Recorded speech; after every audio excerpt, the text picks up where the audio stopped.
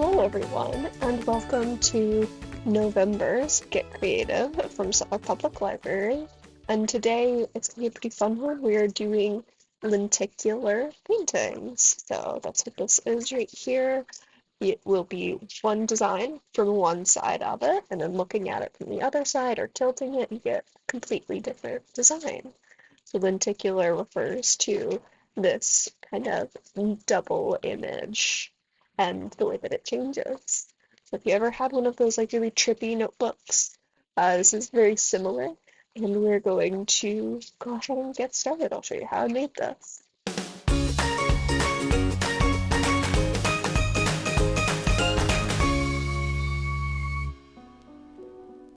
Our supplies that we're going to need and the ones that you're going to get in your kit are going to be these two little half sheets of paper. These are the ones that we're actually going to be using to paint on, and then one full-size sheet of paper.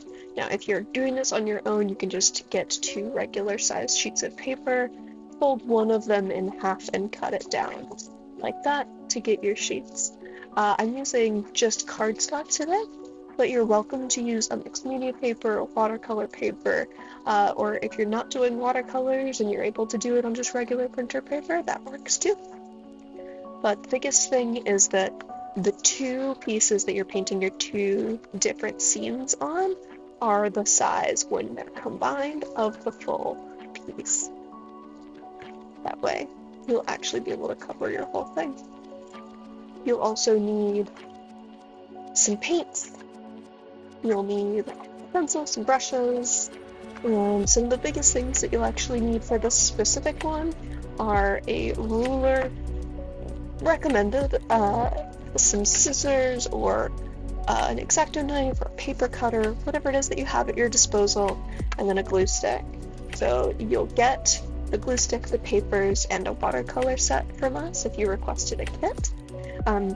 Supply your own cutting instruments, and you'll be able to get started. The biggest thing is that we're going to start with these two little pieces of paper, and we'll put our big one to the side for now. And you can do truly anything you'd like. I think this works best and looks the most interesting when it's some kind of transition. Maybe it's the same subject, maybe it's a portrait that they're looking one way and then another way, or it's a tree in summer and then the lovely autumn leaves of it. You can play around and see what you'd like to do. These are kind of our options. We're going to be painting one design here and one design on here. So I'll do it just very, very quickly with just two different colors so that I can get to the construction, because the construction is really where the fun part is on this project. Here we are. We've got our two pieces. I actually started with a couple of colors, just plain, and then they looked really boring. So I spiced it up and made it two little gradients just for the example. But again, you can do anything that you like, any two designs, as long as they fit on here and they have the same method of orientation. So they're either both portrait like this, which I recommend, or both landscape like this. So this is kind of where the fun part is, but it's also the little bit more technical piece of it. You're going to take your pieces once they're all dry and just flip them over. And then you're going to measure and draw lines. You're going to cut these two pieces into strips, but it's easiest to do if you just measure it first. So this is where your ruler comes in handy. If you don't have it, you technically don't need it, but it is going to be really helpful.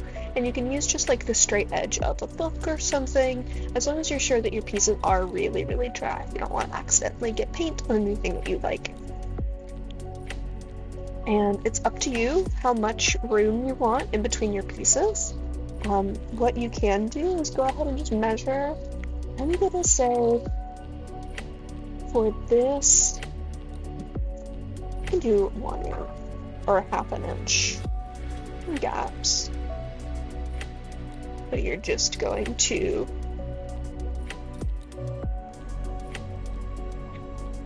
draw those guiding lines for yourself.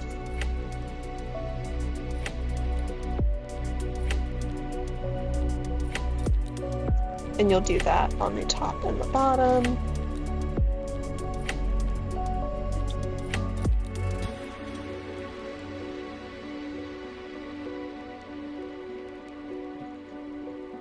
And then you'll line up.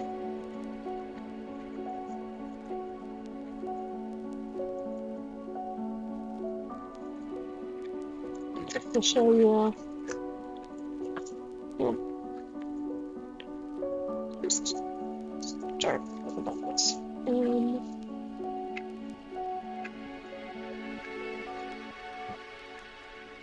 And then line up between your two dots with your ruler or your straight edge, and then just go ahead and make that line.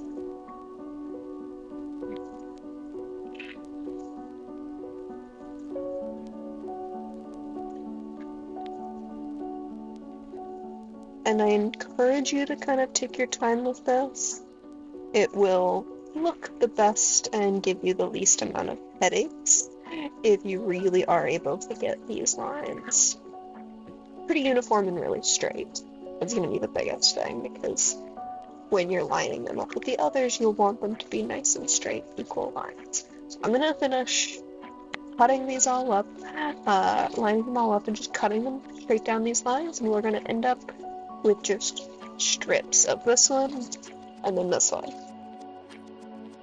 We have our two sets of strips. Do be careful, but make sure everything is completely dry before you start cutting. Otherwise you might end up with little imperfections like this, where either your paper cutter or your scissors just start to tear the paper instead of cleanly cutting them. It'll be fine for this one instance, but just to be aware of that. That's a danger if you're getting into it. And then you're going to arrange and try to keep your strips the same order. It can be harder than you think, so that when you're arranging them, that it's as easy as possible. And then you're going to finally reach for that third large sheet of paper and your glue stick, and we're just going to arrange in an alternating pattern. So you'll take the first from each, line them up next to each other, and then just alternate from there.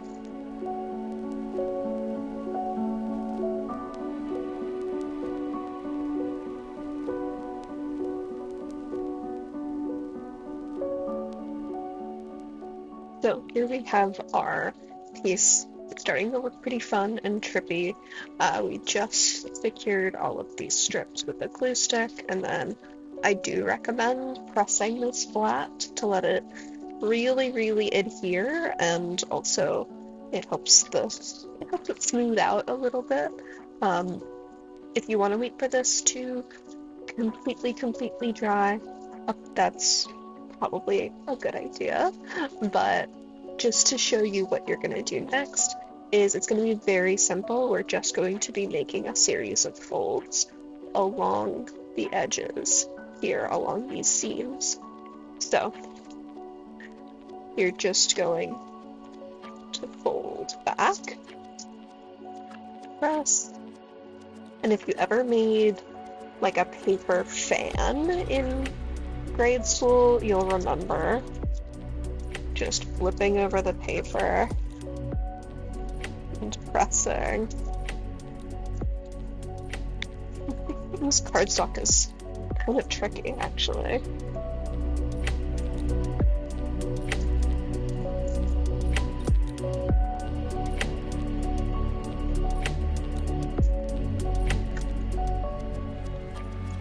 So the idea is that you get these sort of mountain folds all along.